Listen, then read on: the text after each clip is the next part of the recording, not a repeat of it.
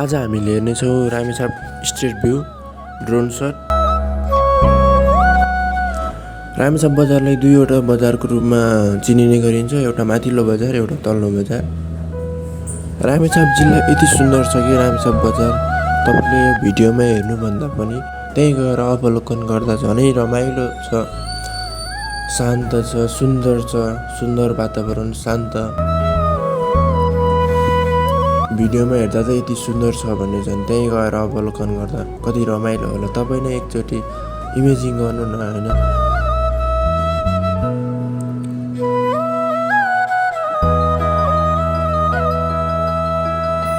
यति राम्रो सुन्दर जिल्ला म बसेकै ठाउँ हो।